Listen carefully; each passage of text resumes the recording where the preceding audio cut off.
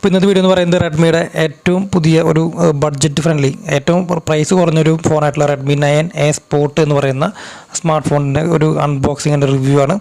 തൊട്ട് മുൻപ് ഇറങ്ങിയിട്ടുള്ള Redmi 9A എന്ന് പറയുന്ന ഫോണുമായിട്ട് വേറെ കാര്യമായിട്ട് വ്യത്യാസങ്ങളൊന്നും ഈ ഫോൺ അതും വരുന്നില്ല. എന്തായാലും ഈ ഒരു ഫോണിനെ കുറിച്ച് വളരെ ഡീറ്റെയിൽ ആയിട്ട് തന്നെ നമുക്ക് ഈ ഒരു വീഡിയോയ്ക്കകത്ത് നോക്കാം. ഒറ്റ വാക്കിൽ പറയാനാണെന്നുണ്ടെങ്കിൽ ഈ ഒരു ഫോൺ ഒരുപാട് വിറ്റ് പോയിട്ടുണ്ട്, ഒരുപാട് സെയിലായിട്ടുള്ളൊരു മോഡലാണിതെന്ന് പറയുന്നത്. ഇപ്പം ഞാൻ തന്നെ ഒരുപാട് ഫോണുകൾ ഈ ഒരു ഫോൺ സെയിൽ ചെയ്തിട്ടുണ്ട്. പ്രത്യേകിച്ച് ഓൺലൈൻ ക്ലാസ്സുമായി ബന്ധപ്പെട്ടൊക്കെ നമ്മൾ ബൾക്കായിട്ട് കുറേ പേർക്ക് നമ്മൾ ഈ ഒരു ഫോൺ കൊടുത്തിട്ടുണ്ട്, സ്പോൺസറായിട്ടും കൊടുത്തിട്ടുണ്ട്. അതുപോലെ തന്നെ ഓരോരുത്തർ വന്ന് വാങ്ങിച്ചിട്ടായാലും കുറേ ഫോണുകൾ ഈ മാർക്കറ്റിനകത്ത് ഇറങ്ങിയിട്ടുള്ള മോഡലാണ് റെഡ്മി 9, അതുപോലെ 9A സ്പോർട്ട്, അങ്ങനെ കുറേ ഫോണുകളൊക്കെ. അപ്പോൾ എന്തായാലും ഈ ഫോണിൻ്റെ അൺബോക്സിങ് വീഡിയോയ്ക്ക് നമുക്ക് കിടക്കാം. അപ്പോൾ ഇതാണ് ഇതിൻ്റെ ബോക്സ് എന്ന് പറയുന്നത്. ബോക്സിലൊക്കെ നല്ല രീതിയിൽ മാറ്റം വന്നിട്ടുണ്ട്. ഒരുപാട് ഫോട്ടോകളും പിക്ചറൊക്കെ ആയിട്ട് നല്ല കളർഫുൾ ആയിട്ടുള്ളൊരു ബോക്സ് വന്നിട്ടുണ്ട്. പിന്നെ ബോക്സിൻ്റെ സൈഡിൽ കൂടെ റെഡ്മി കിറ്റിലെ കുറച്ച് അംഗീകാരങ്ങളെ കുറിച്ചൊക്കെ കൊടുത്തിട്ടുണ്ട്. പിന്നെ ബാക്ക് സൈഡിൽ വളരെ ഡീറ്റെയിൽ ആയിട്ട് തന്നെ ഫോണിനെ കുറിച്ചുള്ള ഒരുവിധം എല്ലാ കാര്യങ്ങളും ഇവിടെ കൊടുത്തിട്ടുണ്ട്. അതായത് 6.53 ഇഞ്ചിൻ്റെ ഒരു ഡിസ്പ്ലേ ആണ്, 5000 mAh ബാറ്ററി ഉണ്ട്, 13 MP ക്യാമറ ഉണ്ട്, ഹീലിയോ G25 എന്ന് പറയുന്ന ഇപ്പോൾ പ്രോസസ്സർ, ഹൈപ്പർ എഞ്ചിൻ 1.0 ആണ്. അങ്ങനെ കുറേ കാര്യങ്ങൾ ഈ ഫോണിൻ്റെ ക്യാമറയെ കുറിച്ച്, അങ്ങനെ ഒരുവിധം എല്ലാതിനെ കുറിച്ചും ഈ ഒരു ഫോണിൻ്റെ ബോക്സുമേ വളരെ ഡീറ്റെയിൽ ആയിട്ട് തന്നെ കൊടുത്തിട്ടുണ്ട്. അപ്പോൾ നമ്മളിപ്പോൾ എടുക്കുന്നത് ഇതിൻ്റെ 2GB RAM 32GB വേരിയൻ്റ് ആണ്. ഇതിൻ്റെ 3GB RAM വേരിയൻ്റ് കൂടി അവൈലബിൾ ആണ്. വേറെ മാറ്റങ്ങളൊന്നുമില്ല. അപ്പോൾ ഇതിൻ്റെ മെയിൻ ബോക്സ് ഇത്തരത്തിൽ ഓപ്പൺ ആക്കി കഴിഞ്ഞാൽ ഇതാണ് റെഡ്മി 9A എന്ന് പറയുന്ന ഫോണിൻ്റെ ഒരു കാണാൻ എന്ന് പറയുന്നത്. ഈ ഒരു ബോക്സ് ഫുള്ള് ഫോണാണ്. അപ്പോൾ നമുക്ക് ഫോൺ മാറ്റി വയ്ക്കാം. ഇപ്പോൾ ഞാൻ ഈ ഫോൺ ഓൾറെഡി ഓപ്പൺ ആക്കി കുറച്ച് നേരം ഇന്ന് ഉപയോഗിച്ചൊക്കെ നോക്കിയതാണ് കേട്ടോ. അതിൻ്റെ അകത്ത് വേറെ എന്തെങ്കിലും മാറ്റം വന്നിട്ടുണ്ടോ എന്ന് അറിയാൻ വേണ്ടിയിട്ട്. അപ്പോൾ ഈ ഫോണിൻ്റെ ബോക്സിനകത്ത് ഇത്തരത്തിലൊരു ചാർജിങ് അഡാപ്റ്റർ കിട്ടുന്നുണ്ട്.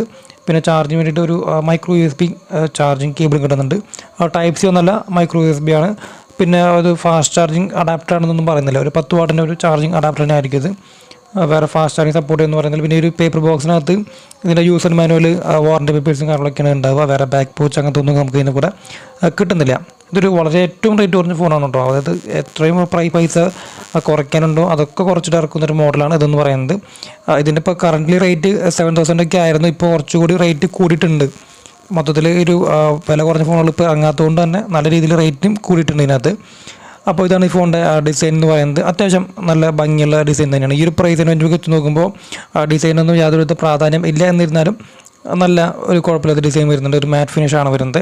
തൊട്ട് മുൻപത്തെ 9A കാര്യമായിട്ടുള്ള വ്യത്യാസങ്ങളൊന്നുമില്ല. ചെറിയൊരു ഡിസൈനിലും ഈ കാണുന്ന ഒരു ഭാഗത്തിൽ ഒരു ലൈനൊക്കെ അങ്ങനെ ചെറിയൊരു മാറ്റം മാത്രമേ ഇവിടെ വന്നിട്ടുള്ളൂ. താഴെ റെഡ്മിയുടെ ലോഗും കാര്യങ്ങളും കൊടുത്തിട്ടുണ്ട്. പ്ലാസ്റ്റിക് ബോഡിയാണ് വരുന്നത്. ഒരു മാറ്റ് ഫിനിഷാണ് വരുന്നത്. ഇവിടെ 13 MP ക്യാമറയാണെന്ന് കൊടുത്തിട്ടുണ്ട്. തൊട്ട് താഴെ ഒരു ഫ്ലാഷ് ലൈറ്റും. അപ്പോൾ മൊത്തത്തിൽ നോക്കുമ്പോൾ അത്യാവശ്യം നല്ല ഡിസൈനാണ്. ഒരു കൈനകത്തൊക്കെ പിടിച്ച് ഇരിക്കാൻ പറ്റുന്ന ഡിസൈനാണ് കേട്ടോ. ഒരു 2.5D കർവ് ഡിസൈൻ ആയതുകൊണ്ട് തന്നെ കൈനകത്തൊക്കെ നല്ല രീതിയിൽ പെട്ടെന്ന് തന്നെ ഹോൾഡ് ആയിരിക്കുന്നുണ്ട്. കുഴപ്പമൊന്നുമില്ല. കുറച്ച് വലിയ ഫോണാണ് ഇത് കേട്ടോ. തിക്നെസ്സും അതിനനുസരിച്ചുണ്ട്.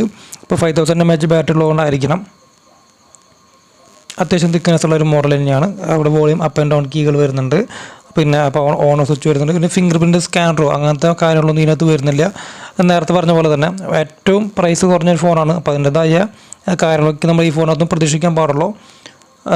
ഓവറോൾ ഡിസൈൻ വൈസ് അത്യാവശ്യം നല്ലതാണ്. ഇതിൻ്റെ ക്യാമറ ഭാഗങ്ങളൊക്കെ ആയാലും ഇതെല്ലാം ഓവറോൾ കുഴപ്പമില്ല. നമുക്ക് ഈ ഒരു പ്രൈസ് റേഞ്ച് വെച്ച് കൺസിഡർ ചെയ്യുമ്പോൾ നല്ല ഒരു ഡിസൈൻ തന്നെയാണ് വരുന്നത്. താഴെ മൈക്രോ USB ചാർജിങ് പോർട്ട്, മൈക്രോഫോണിൻ്റെ ഹോള്, റൈറ്റ് സൈഡിലായിട്ട് സ്പീക്കറിൻ്റെ ഗ്രില്ലുകൾ.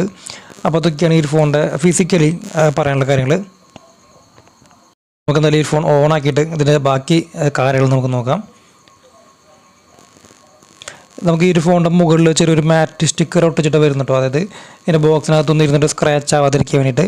അപ്പോൾ ഞാനത് പറിച്ച് കളയുന്നില്ല. കാരണം അത് പറിച്ച് കളഞ്ഞാൽ എന്താ പറയുക, ജസ്റ്റ് കാണിച്ചു തരാം.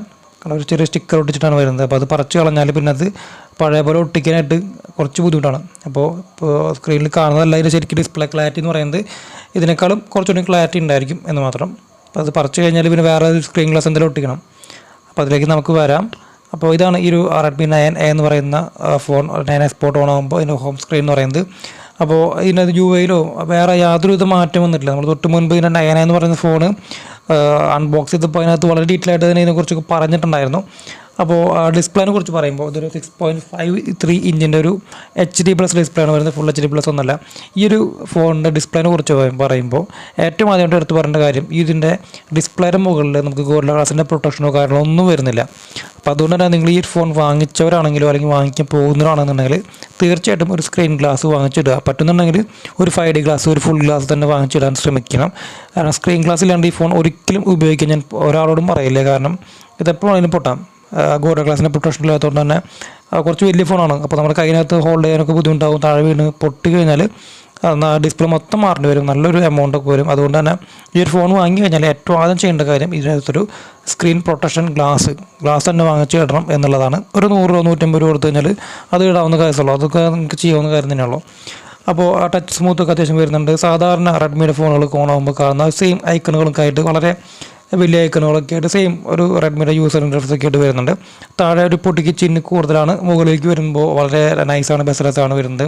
ഇതൊരു drop notch display, front camera arrange ചെയ്ത് വന്നിട്ടുണ്ട്. അപ്പോൾ ഡിസ്പ്ലേ വൈസൊക്കെ അത്യാവശ്യം നല്ല ഒരു ഡിസ്പ്ലേ തന്നെ വരുന്നുണ്ട്. പിന്നെ ഈ ഒരു ഫോണിൻ്റെ പ്രൈസ് റേഞ്ചൊക്കെ വെച്ച് നോക്കുമ്പോൾ ഡിസ്പ്ലേനെ കുറിച്ചോ ഡിസൈനെ കുറിച്ചൊന്നും അധികം നമ്മൾ പറയേണ്ടതില്ല എന്ന് തോന്നുന്നു. അപ്പോൾ മൊത്തത്തിൽ നോക്കുമ്പോൾ നല്ലൊരു വളരെ ഡീസൻ്റ് ആയിട്ടുള്ള ഒരു കാര്യങ്ങളൊക്കെ കൊടുത്തിട്ടുണ്ട്. ഇനി നമുക്ക് ഈ ഫോണിൻ്റെ സെറ്റിങ്സിനകത്ത് കയറിയിട്ട് ഇതിൻ്റെ ബാക്കി കാര്യങ്ങൾ നമുക്ക് നോക്കാം. ഇതിനകത്ത് അനാവശ്യമായിട്ടുള്ള കുറച്ച് ആപ്പ് ഉണ്ട് കേട്ടോ. അധികമൊന്നുമില്ല. ഇതൊരു 2GB റാമുള്ള ഒരു ഫോണാണ്. അപ്പോൾ പറ്റുന്നുണ്ടെങ്കിൽ നിങ്ങൾ ഉപയോഗിക്കാത്ത ആപ്പൊക്കെ ഉണ്ടെങ്കിൽ കളയുന്നതായിരിക്കും നല്ലത്. അല്ലെങ്കിൽ കുറച്ച് കഴിഞ്ഞാൽ അത് ഹാങ് ആവാൻ സാധ്യതയുണ്ട്. അപ്പോൾ ഇനി സെറ്റിങ്സിനകത്ത് കയറിയിട്ട് അബൌട്ട് ഫോണിനകത്ത് കയറിയിട്ട് ബാക്കി കാര്യങ്ങൾ നമുക്ക് നോക്കാം. ഫോണിനകത്ത് കയറി കഴിഞ്ഞാൽ നമുക്കിവിടെ ഫോണിൻ്റെ model name Redmi 9S mode എന്നല്ല മോഡ് ഡിവൈസ് നെയിം. പിന്നെ അവിടെ 9A എന്ന് മാത്രമേ ഉള്ളൂ. ബോക്സിന് മാത്രം 9S മോഡ് എന്ന് കൊടുത്തിട്ടുള്ളൂ, വേറെ ഒന്നും കാണാനില്ല. പിന്നെ ഇത് MIUI വെർഷൻ 12 വർക്ക് ചെയ്യുന്നത്. തൊട്ടടുത്ത് തന്നെ 12.5 അപ്ഡേറ്റും കിട്ടും. പിന്നെ അതുപോലെ ഈ ഫോൺ പ്രവർത്തിക്കുന്നത് ശരിക്കും ആൻഡ്രോയിഡ് വെർഷൻ 11 ഈ ഫോൺ പ്രവർത്തിക്കുന്നത്. പക്ഷെ നമുക്ക് കിട്ടിയിട്ടുള്ളത് ഇതിൻ്റെ ഒരു ആൻഡ്രോയിഡ് വെർഷൻ 10 കിട്ടിയിട്ടുള്ളത്.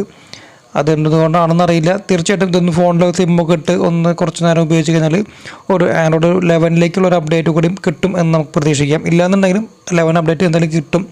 ഇപ്പോൾ നമ്മൾ ഈ ഫോൺ അൺബോക്സ് ചെയ്യുമ്പോൾ ഇത് ആൻഡ്രോയിഡ് വെർഷൻ 10 ആണെന്ന് മാത്രം. പക്ഷേ ബോക്സിന്മേ 11 എന്നൊക്കെ ചെയ്തിട്ടുണ്ടായിരുന്നു. അത് എന്തുകൊണ്ടാണെന്ന് അറിയില്ല. അത് കുഴപ്പമില്ല. ഈ ഒരു ഫോൺ എന്ന് പറയുന്നത് മന്ത് മാനുഫാക്ചറിംഗ് ഡേറ്റ് ഒക്ടോബർ 2021 എന്നിട്ട് ഒരു 11 അപ്ഡേറ്റ് കിട്ടിയിട്ടില്ല. തീർച്ചയായിട്ടും അതൊരു കംപ്ലൈൻ്റ് ആയിട്ട് പറയുന്നതല്ല കേട്ടോ. നമുക്ക് കിട്ടിയ ഒരു പ്രോഡക്റ്റിൻ്റെ കുഴപ്പമായിരിക്കാം. പിന്നെ ഇവിടെ നോക്കുമ്പോൾ അതൊക്കെയാണ് ഈ ഫോണിനെ കുറിച്ച് മൊത്തത്തിൽ പറയാനുള്ള കാര്യങ്ങൾ. പ്രോസസ്സർ G25 വളരെ ഡീസൻ്റ് ആയിട്ടുള്ള നമുക്ക് ഡേ ടു ഡേ ആക്ടിവിറ്റികൾക്കൊക്കെ പറ്റിയ ഒരു പ്രോസസ്സറാണ്. പ്രത്യേകിച്ച് ഈ ഒരു പ്രൈസ് റേഞ്ച് വെച്ച് നോക്കുമ്പോൾ നല്ല ഒരു പ്രോസസ്സർ തന്നെ ഉണ്ടാവും.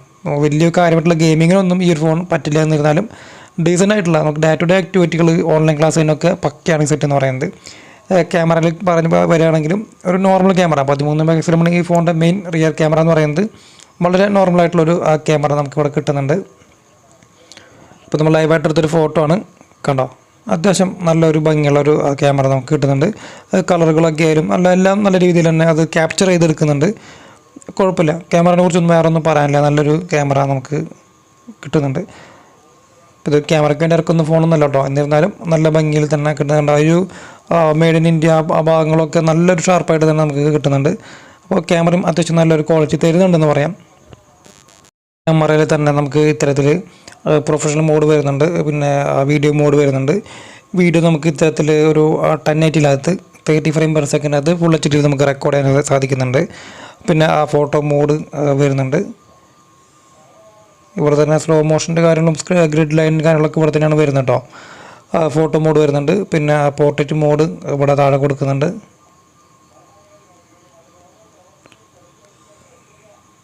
പിന്നെ ഫോട്ടോ മോഡ് വരുന്നുണ്ട്, പോർട്രേറ്റ് മോഡ് വരുന്നുണ്ട്. പിന്നെ മോർ സെറ്റിങ്സിനകത്ത് ഇത്തരത്തിൽ നൈറ്റ് മോഡ് വരുന്നുണ്ട്, time lapse mode, short video mode, അങ്ങനെ കുറച്ച് കാര്യങ്ങളൊക്കെ ഇവിടെയും ഒരു കൊടുത്തിട്ടുണ്ട്. അപ്പോൾ ക്യാമറ വൈസ് അത്യാവശ്യം കുഴപ്പമില്ലാത്ത ഒരു ക്യാമറയാണ് വരുന്നത്. ഇനി ഒരു സെൽഫി എടുത്ത് കാണിച്ചു തരാം. ഇതും നേരത്തെ പറഞ്ഞ സെൽഫിക്കൊന്നും വേണ്ടി ഇറക്കുന്ന ഫോണൊന്നുമല്ല കേട്ടോ. ഈ ഫോൺ വാങ്ങിക്കുന്നവർ ആദ്യം മനസ്സിലാക്കേണ്ട കാര്യം ഇതൊരു ബഡ്ജറ്റ് ഫ്രണ്ട്ലി ഫോണാണ്. ഏറ്റവും വില കുറഞ്ഞ റെഡ്മിയുടെ ഫോൺ ആണ് എന്ന നിലയിൽ ഈ ഫോൺ കാണണം. സെൽഫിയും അത്യാവശ്യം കുഴപ്പമൊന്നുമില്ല, വലിയ തിരക്കായിട്ട് സെൽഫി കിട്ടുന്നുണ്ട്. 5 മെഗാപിക്സലാണെങ്കിലും ആ 5 മെഗാപിക്സലിൻ്റെ ഉള്ളിൽ നിൽക്കുന്ന ഒരു സെൽഫി കിട്ടുന്നുണ്ട്. ഇപ്പോൾ ഞാൻ എടുത്തത് വളരെ ലൈറ്റ് കുറഞ്ഞൊരു ഭാഗത്താണ്. എന്നിട്ടും അത്യാവശ്യം ഞാൻ വിചാരിച്ചതിനേക്കാൾ നല്ല രീതിയിലുള്ളൊരു ക്വാളിറ്റി ഒക്കെ കിട്ടുന്നുണ്ട് കേട്ടോ. അപ്പോൾ ഇതൊക്കെയാണ് മൊത്തത്തിൽ ഈ ഒരു ഫോണിനെ കുറിച്ച് പറയാനുള്ള കാര്യങ്ങൾ. ഇപ്പോൾ ഈ ഒരു ഫോൺ ആർക്കൊക്കെ ഉപകാരപ്പെടുന്നു വെച്ച് കഴിഞ്ഞാൽ 100% ഓൺലൈൻ ക്ലാസ്സിന് വേണ്ടിയിട്ടാണ് ഈ ഫോൺ ഏറ്റവും അധികം വിറ്റുപോയിട്ടുള്ളത്. അപ്പോൾ ഈ ഒരു ഫോൺ ഏറ്റവും കൂടുതൽ പറ്റുന്നതും ഈ പറഞ്ഞ ഓൺലൈൻ ക്ലാസ് പോലെയുള്ള കാര്യങ്ങളൊക്കെ ഉപയോഗിക്കുന്നവർക്ക് ആയിരിക്കും. അത്യാവശ്യം കുഴപ്പമില്ലാത്ത ക്യാമറ, നല്ല ബാറ്ററി ബാക്കപ്പ് ഉണ്ടായിരിക്കും. പിന്നെ വലിയ സ്ക്രീനാണ്, 6.53 ഇഞ്ച് ഉണ്ട്. അപ്പോൾ അതുകൊണ്ട് തന്നെ നമുക്ക് അത്യാവശ്യം വലുതായിട്ട് തന്നെ ക്ലാസ്സും കാര്യങ്ങളൊക്കെ അറ്റൻഡ് ചെയ്യാൻ പറ്റും. ഒരു മാറ്റ് ഫിനിഷ് കാര്യങ്ങളൊക്കെ വരുന്നുണ്ട്. പിന്നെ റെഡ്മി ആണല്ലോ, അപ്പോൾ അതുകൊണ്ട് തന്നെ നമുക്ക് ആഫ്റ്റർ സെയിൽ സർവീസ് ആയാലും പിന്നെ ആക്സറീസിൻ്റെ അവൈലബിലിറ്റി ഒക്കെ ആയാലും അത്യാവശ്യം കിട്ടും. അപ്പോൾ അങ്ങനെ നോക്കുമ്പോൾ അതിൽ നമുക്ക് നല്ല രീതിയിൽ ചൂസ് ചെയ്യാൻ പറ്റിയൊരു മോഡൽ തന്നെയാണ്. ഇപ്പോൾ പ്രൈസ് കുറച്ച് കൂടിയിട്ടുണ്ട്, എല്ലാ ഫോണും കൂടിയിട്ടുണ്ട്. അത് 10K ബിലോ വരുന്ന ഫോണുകളിലെ ചിപ്സെറ്റിൻ്റെ ഷോർട്ടേജും പിന്നെ ഫോണിൻ്റെ മാനുഫാക്ചറിങ് കോസ്റ്റ് കൂടിയതുകൊണ്ടാണ് ഇങ്ങനെ സംഭവിക്കുന്നത്. ഇപ്പോൾ എന്നിരുന്നാലും ഈ ഒരു 7000, 7500, 8000 താഴെ വെച്ച് നോക്കുമ്പോൾ നല്ലൊരു പ്രോഡക്റ്റ് തന്നെയാണ് ഇതെന്ന് പറയുന്നത്. അപ്പോൾ എന്തെങ്കിലും സംശയങ്ങളോ കാര്യങ്ങളൊക്കെ ഉണ്ടെന്നുണ്ടെങ്കിൽ നിങ്ങൾക്ക് എപ്പോഴാണെങ്കിലും അതിനെ കോൺടാക്ട് ചെയ്യാവുന്നതാണ്. അപ്പോൾ മറ്റൊരു വീഡിയോയിൽ വരുന്നവരെ താങ്ക്സ് എ ലോട്ട്.